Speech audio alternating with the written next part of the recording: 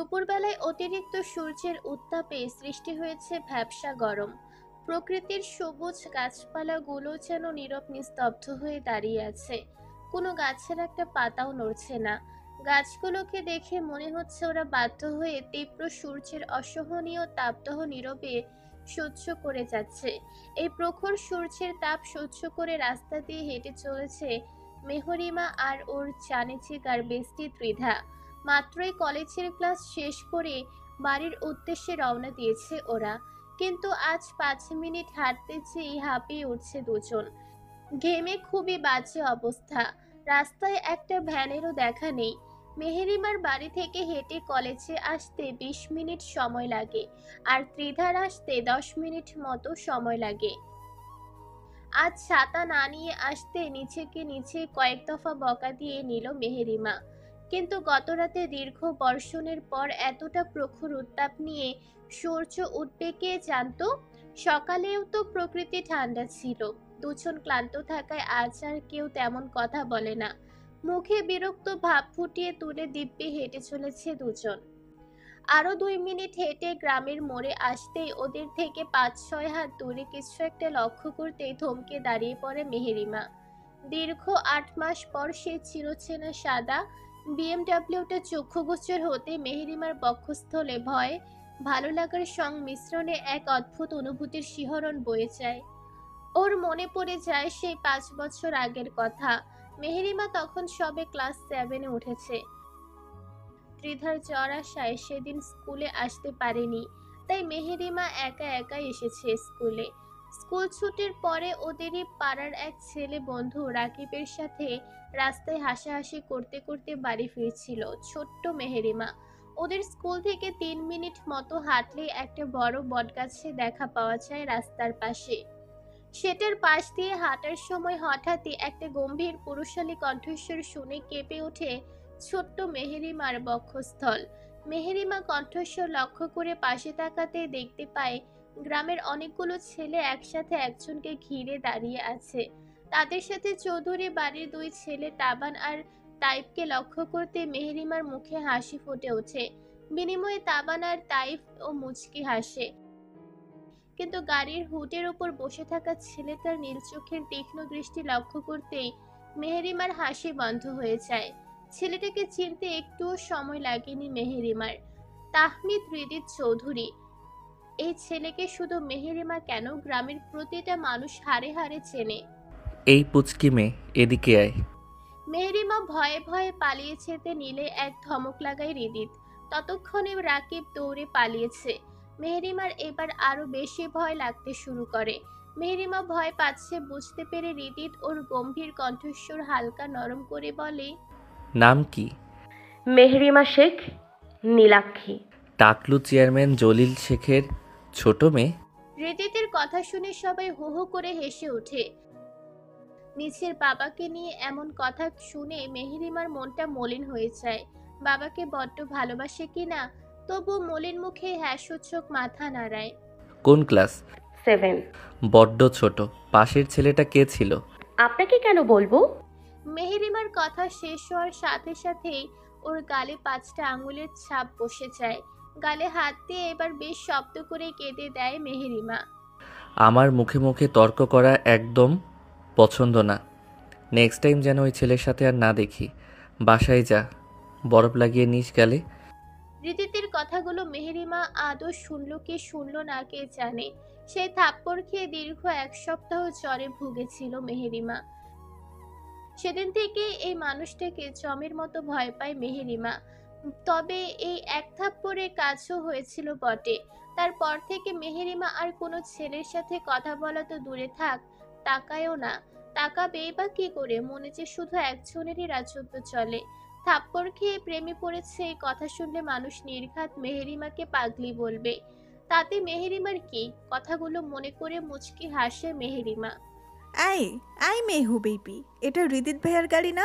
জানি না। মেহেরিমার উত্তর শুনে ত্রিধা ভ্রু কুঁচকে ওর দিকে তাকায়। তারপর বেশ খুশি খুশি মনে মেহেরিমার হাত ধরে গাড়ির দিকে হেঁটে যায়। গাড়ির কাছে পৌঁছাতে গাড়ির ভেতর কাউকে দেখতে না পেয়ে হতাশ হয় ত্রিধা।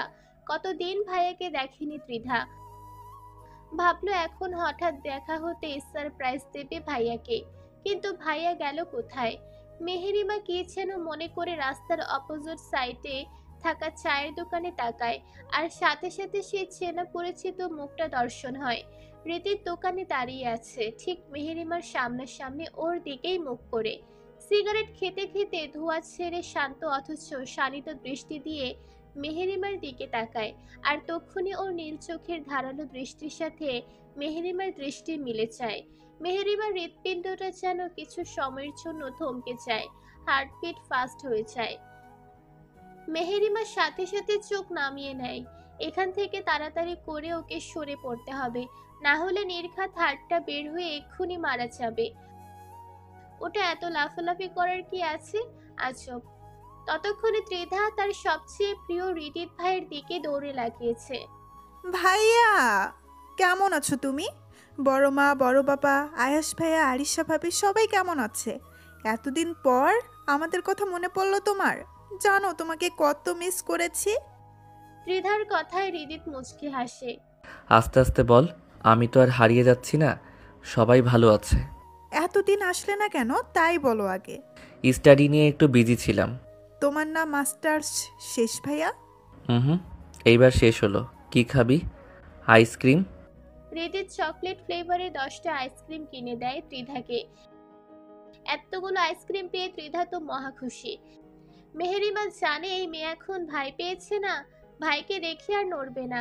তাই মেহেরিমা দেরি না করে ছোট ছোট কদমে বাড়ির দিকে হাঁটা ধরে। কিন্তু এভাবে হাঁটতে ওর খুব অস্বস্তি হচ্ছে। ওর ষষ্ঠ ইন্দ্রিয় জানান দিচ্ছে ওর দিকে কেউ এক দৃষ্টিতে চেয়ে আছে। মেহেরিমা খুব সতর্কতার সাথে ঘাড় ঘুরিয়ে পেছনে তাকায়, না কেউ তো নেই তাকিয়ে, হয়তোবা নিচের মনের ভুল। মেহেরিমা আনমনে হাঁটতে চেয়ে রাস্তার পড়ে থাকা ছোট্ট ইটের টুকরের সাথে পা বেঁধে মুখ থুবড়ে রাস্তার পাশে থাকা কাদার মধ্যে পড়ে যায়। কয়েক সেকেন্ড অতিক্রম করে নিচের সাথে কি ঘটেছে সেটা মস্তিষ্ক জানান দিতেই ওভাবে পড়ে থেকে ব্যথায় লজ্জায় কেঁদে দেয় মেহেরিমা।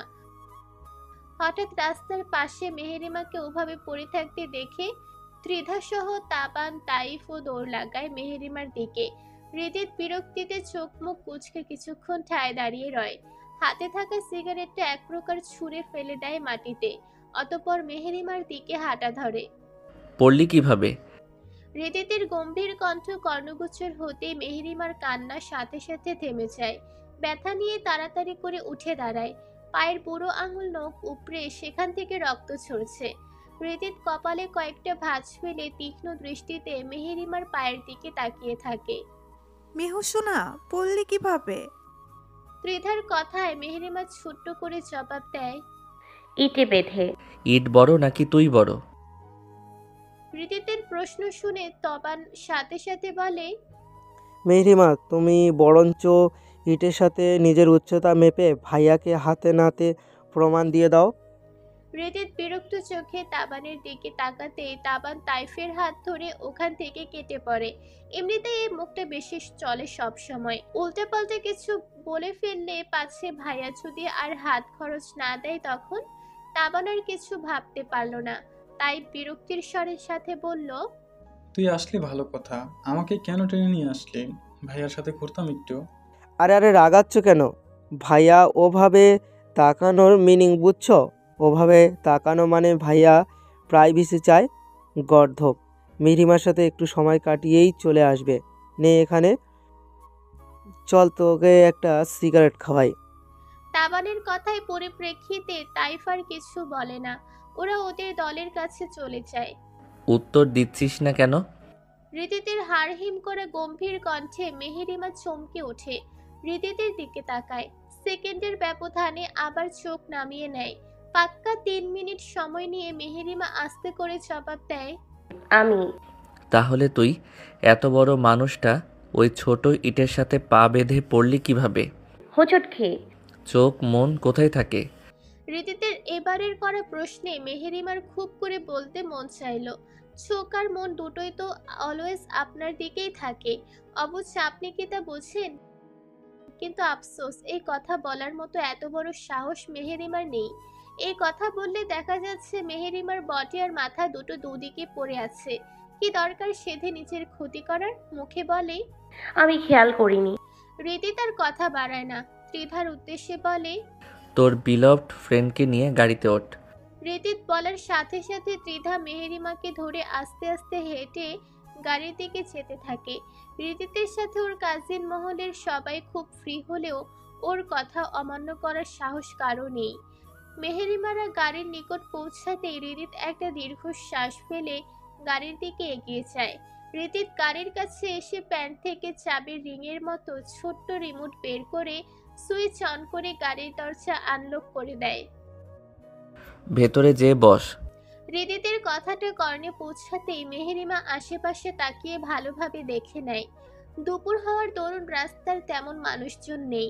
মেহেরিমা স্বস্তির নিঃশ্বাস ফেলে ত্রিধার সাথে আস্তে করে গাড়িতে উঠে বসে। ওরা গাড়িতে উঠে পড়তেই রিদিত তাবানের কাছে কল দিয়ে কিছু একটা বলে। মিনিট চারেক পর তাবান আসে রিদিতের কাছে। ওর হাতে বায়োটিন তুলো আর ব্যান্ডেজ। রিদিত ওগুলো নিয়ে আর সময় ব্যয় না করে গাড়িতে উঠে বসে। ত্রিধু, মেজমা তোকে এক্ষুনি বাসায় যেতে বলেছে, খুব আর্জেন্ট দরকার। তাবানের সাথে বাসায় চলে যা। কথাটা শুনতে মেহেরিমা কয়েক মিনিটের মাঝেই দরদরিয়ে ঘেমে ওঠে। ভয় শুকনা ঢোক গেলে শক্ত করে ত্রিধার হাত ধরে থাকে। রিদিত প্রচুরে কুচকে হাতের দিকে তাকাতেই মেহেরিমার সাথে সাথে ত্রিধার হাত ছেড়ে দেয়। ত্রিধাও বোধহয় মেহেরিমার ভয়টা বুঝতে পারলো, তাই কিছু বলার জন্য মুখ খুলতেই রিদিত বলে, আমি ভূত না যে ওর ঘাড় মটকাবো। নিজের ভাইয়ের তেরা কথাটা খুব করে বুঝলো ত্রিধা। সাথে মায়ের জন্য চিন্তা হচ্ছে। হঠাৎ তলব করার কারণটা ঠিক বুঝতে পারছে না।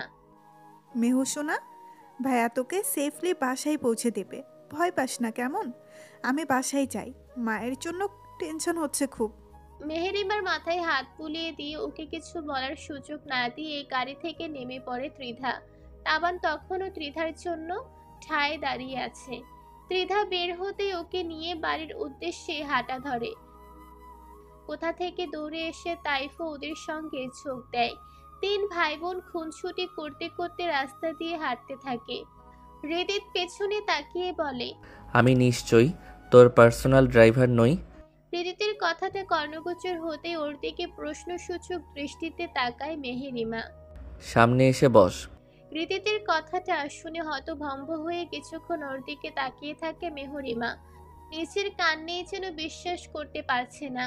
তারপর নিজেকে সামলিয়ে মনের মাঝে হাজারো ভয় নিয়েই সামনের সিটে এসে বসে। না হলে আজ আর ওর বাড়ির মুখ দেখা হবে না। রিদিত আর মেহেরিমার মধ্যে দূরত্ব মাত্র 2-3 হাত। এই প্রথম রিদিতের এতটা নিকটে মেহরিমা। মেহরিমার হাতটা তীব্র শব্দ তুলে দ্রিম দ্রিম করে বেঁচেই চলেছে, আর সাথে ওর কাঁপাকাঁপি তো আছেই। এই শব্দ নির্ঘাত রিদিতের কান পর্যন্ত পৌঁছে গেছে। ভয়ের সাথে একঝাঁক লজ্জা এসে হানা দেয় মেহেরিমার মুখমণ্ডলে। মৃগী রোগীর মতো কাঁপছিস কেন, কি সমস্যা? মেহেরিমা ভয়ে কোনো উত্তর দিতে পারে না। অস্বাভাবিকভাবে কেঁপেই চলেছে ও। হঠাৎ করে রিদিত গাড়ির গ্লাস তুলে দেয়, এসি অন করে। মেহরিমার এবার ভয়ে মরি মরি অবস্থা। মুখের লাজুক আভা মুছে গিয়ে খুব মুখটা কেমন ফ্যাকাশে হয়ে যায়। রিদিত রাগে গর্জে উঠে বলে, আর একটু কাঁপাকাঁপি করলে আই সোয়ার এক্ষুনি খারাপ কিছু ঘটিয়ে ফেলবো। ব্যাস, মেহরিমার কাঁপাকাঁপি সাথে সাথেই বন্ধ হয়ে যায়। রিদিত একবার আর চোখে মেহরিমার দিকে তাকিয়ে গাড়ি স্টার্ট দেয়। 2 মিনিট পার না হতেই মেহরিমা হঠাৎ খেয়াল করে গাড়িটা ওর বাসার দিকে না যেয়ে উল্টো দিকে, অর্থাৎ ওর কলেজের দিকে যাচ্ছে। মেহরিমা আঁতকে ওঠে। মনে মনে সাহস সঞ্চয় করে কোনো রকম তুতলিয়ে বলে, আপনি এদিকে কোথায় যাচ্ছেন? জাহান্নামে সঙ্গী হবি আমার? অনেক দেরি হয়ে যাচ্ছে, সময় মতো বাসায় না ফিরলে বাবা টেনশন করবে। তার মানে তুই আমার সাথে যেতে ইচ্ছুক না? রিদিতের প্রশ্ন শুনে মেহরিমা কি বুঝলো কে জানে। ফ্যাকাশে মুখ নিয়ে মেহরিমা জানালার দিকে আরো চেপে বসে। তারপর এক ধ্যানে জানালার বাইরের দিকে তাকিয়ে থাকে। মেহরিমার দিকে এক পলক তাকিয়ে রিদিত চোখ ফিরিয়ে নেয়। সেকেন্ডের ব্যবধানে গাড়ির স্পিড বাড়িয়ে দেয়। মেহরিমা ভয়ে তাড়াহুড়ো করে নিচের সিট বেল্ট বেঁধে ফেলে। ওর কর্মকাণ্ড দেখে রিদিতের ঠোঁটে মুচকি হাসি ফুটে ওঠে, কিন্তু আফসোস সে হাসি বোকা মেহরিমার চোখে পড়ে না। না হলে আবারও এই মুহূর্তে নতুন করে আরেকবার রিদিতের প্রেমে পড়তো। গ্রামের নাম আনন্দপুর। আনন্দপুর নামটার মতো এই গ্রামটাও আনন্দ শান্তিতে ভরপুর।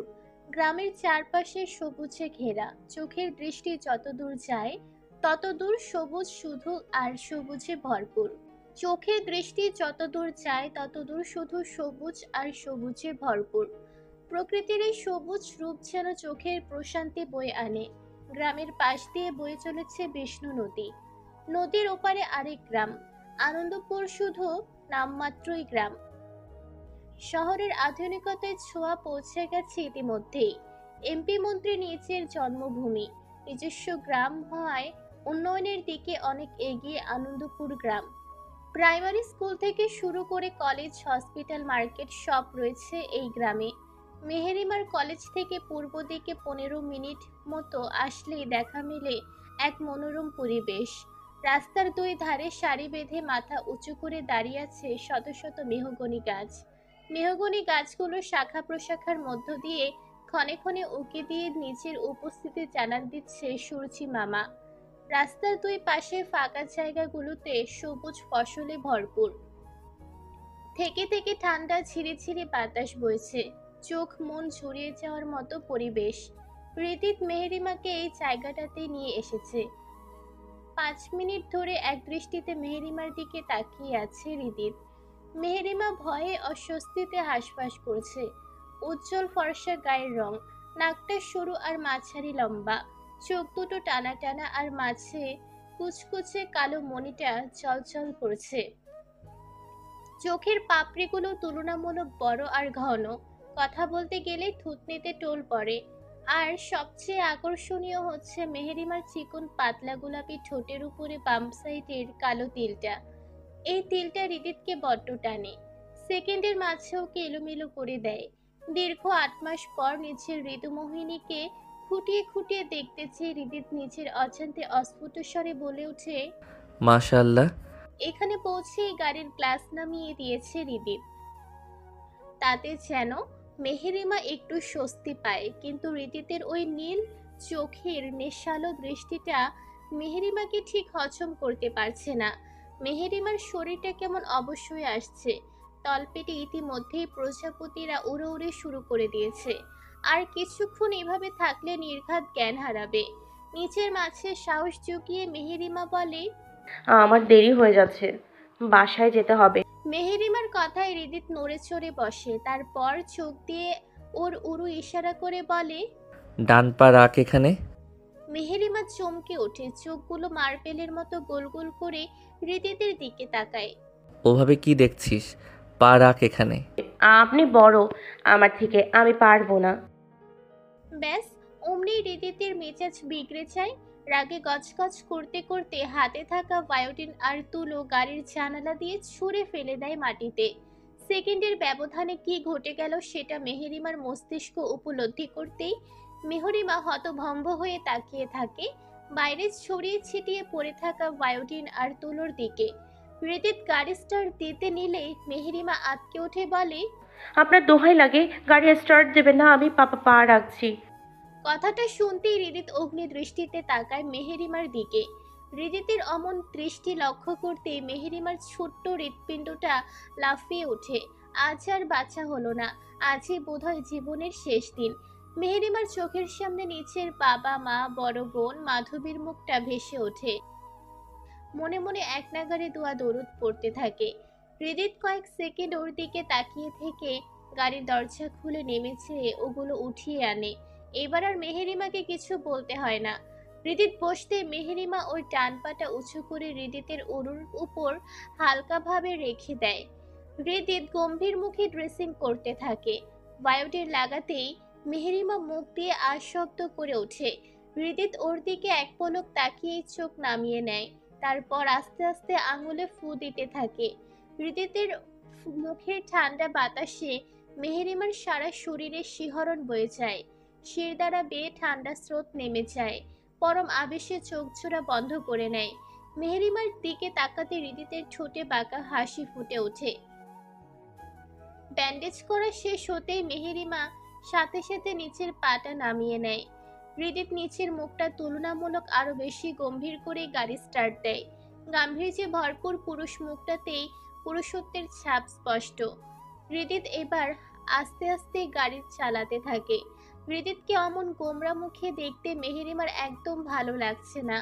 হৃদিতের সাথে কথা বলার জন্য ওর মনের মধ্যে আকুপাকু করছে, কিন্তু সাহস করে উঠতে পারছে না।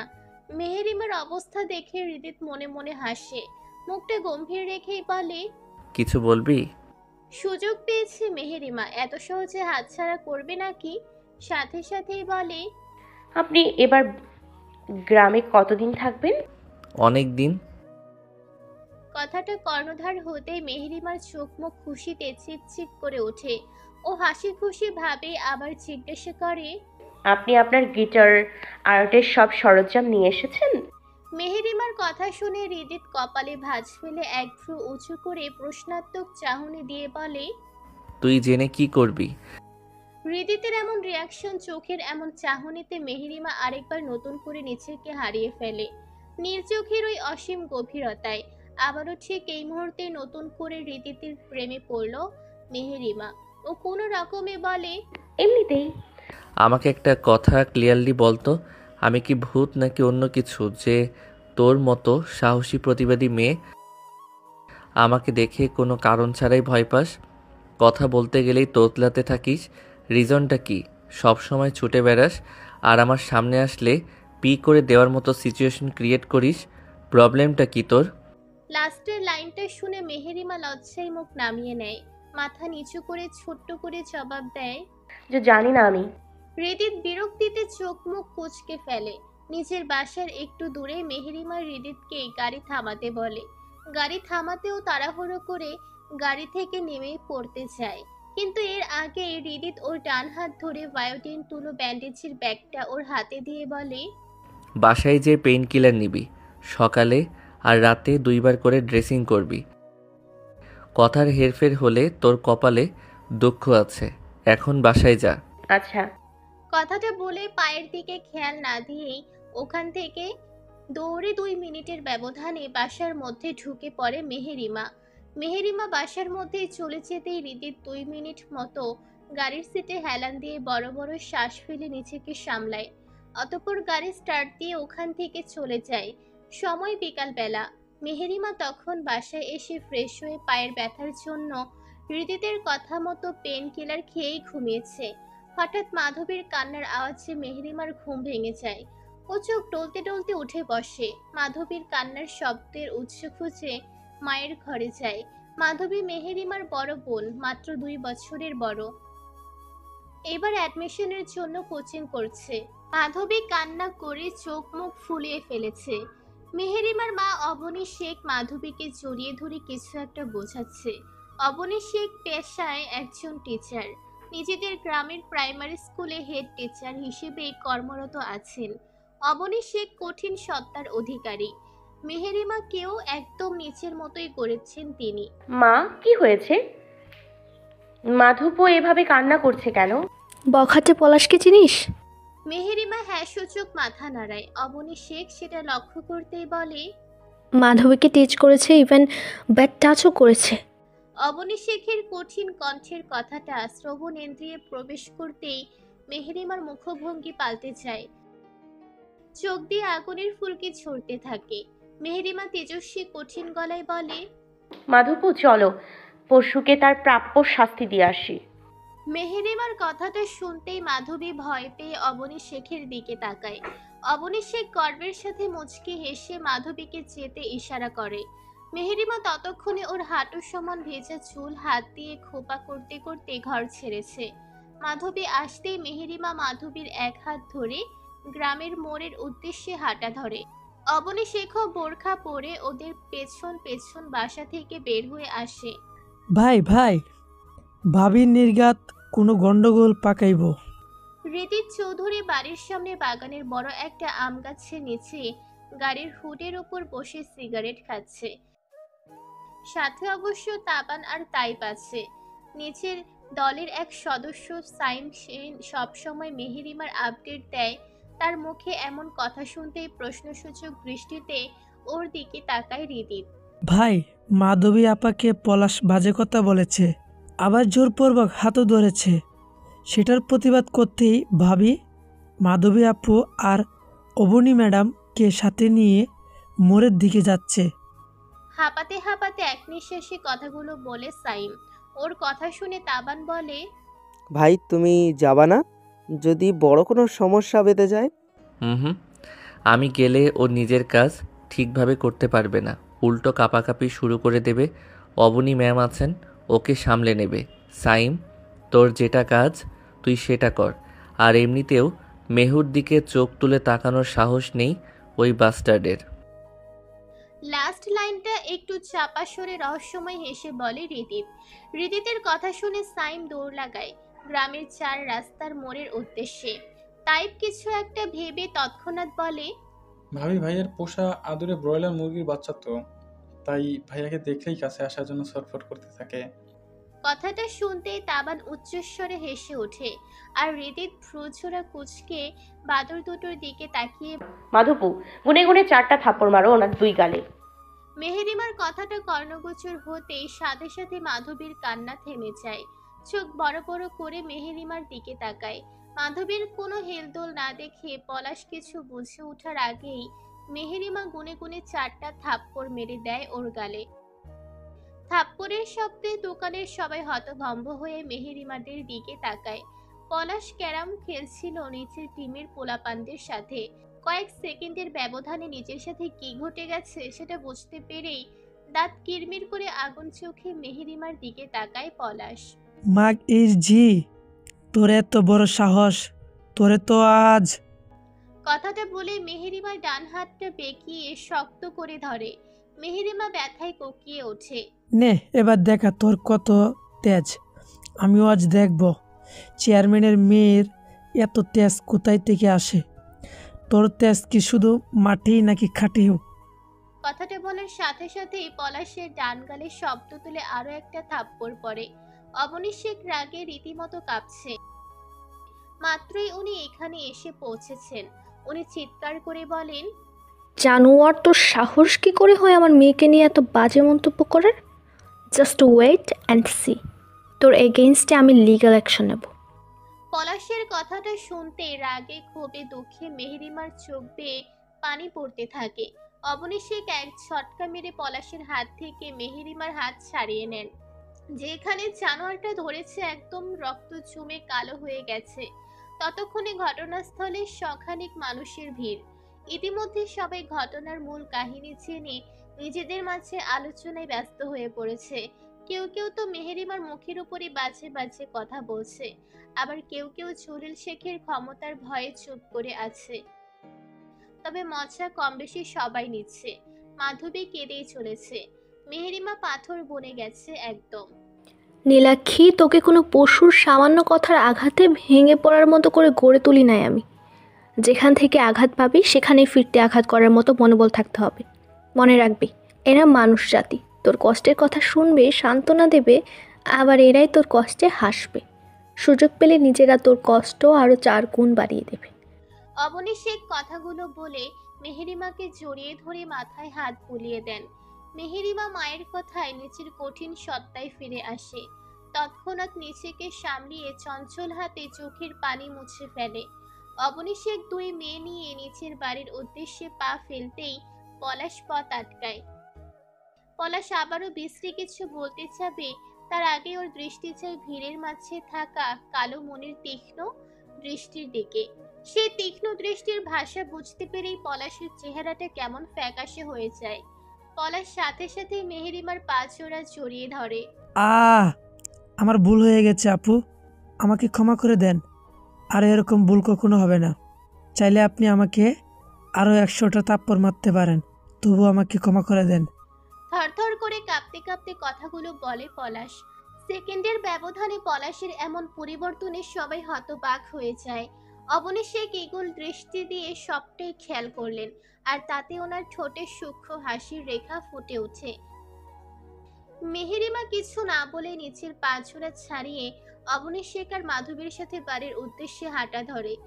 বাসায় এসে হাতে অনেকক্ষণ বরফ ধরে জায়গাটা একটু স্বাভাবিক হতেই অবনী শেখ ওখানে মলম লাগিয়ে দেন। মেহেরিমা দীর্ঘ 3 ঘন্টা সময় নিয়ে গোসল কমপ্লিট করেছে, তবু নিচের মনের মাঝে তুমুল অশান্তি অনুভব হচ্ছে। মেহেরিমা বারবার মনে হচ্ছে হৃদিত ওর নামে এসব বাজে কথা শুনলে ভুল বুঝবে না তো। এই হাতটা কেটে ফেলা উচিত, তাহলে কি হৃদিত আগের মতো কেয়ার করবে, ভালোবাসবে? হৃদিত ভুল বুঝলে নিজেকে একদমই সামলাতে পারবে না মেহেরিমা। হঠাৎ মায়ের ডাকে নিচের ভাবনা থেকে বের হয়ে আসে মেহেরিমা। মায়ের হাতে চায়ের কাপ দেখে মুচকি হাসে। রাতে তো তেমন কিছুই খেলি না, চাটা খেয়ে রে। যত সময় নিয়ে গোসল কমপ্লিট করলি নির্ঘাত গলা বসে যাবে তোর। মেহেরিমা হ্যাঁ সূচক মাথা নাড়িয়ে চায়ের কাপ হাতে নেয়। এমনিতেই ঠান্ডার ধাঁচ বেশি ওর। হৃদিত এসেছে গ্রামে? চাটা কেবলই মুখে দিয়েছে মেহেরিমা। হঠাৎ মায়ের এমন প্রশ্নে ওর কাশি উঠে যায়। আরে আরে, সাবধানে খাবি তো। মেহেরিমা পিঠে হাত বুলিয়ে দিতে দিতে কথাটা বলেন অবনী শেখ। মেহেরিমা নিজেকে সামলিয়ে 2 মিনিট মতো সময় নিয়ে বলে, আমি তো জানি না মা, ত্রিধাও এমন কিছুই বলেনি আমাকে। অবনী শেখ সন্দেহজনক দৃষ্টিতে কয়েক সেকেন্ড তাকিয়ে থেকে বলে, আচ্ছা তাহলে চাটা শেষ করে ঘুমিয়ে পড়। আচ্ছা মা, বাবা কবে আসবে? আগামীকাল সন্ধ্যায়। মা, সমাজ মেয়েদেরকে এত ছোট চোখে দেখে কেন? দোষ তো ছিল পলাশের, তাহলে সবার খারাপ কথায় বলিদান আমি কেন হলাম? মলিন মুখে বলে মেহেরিমা। মেহেরিমার মলিন মুখের দিকে তাকিয়ে অবনী শেখ বলেন, ওদের চিন্তা ভাবনা ওদের মনের মতোই সংকীর্ণ মা। তুই আমার প্রিন্সেস, কেউ খারাপ বললেই খারাপ হয়ে যাবে নাকি? তুই কাঠগোলাপের মতো শুভ্র স্নিগ্ধ। তোকে কলুষিত করার আগেই সেই জঞ্জাল ছেঁটে পরিষ্কার করে দেবো আমি। এটা তোর মা অবনী শেখের ওয়াদা। কথাটা বলে অবনী শেখ রুম থেকে বেরিয়ে যান। মেহেরিমা অবনী শেখের যাওয়ার দিকে এক দৃষ্টিতে চেয়ে থাকে।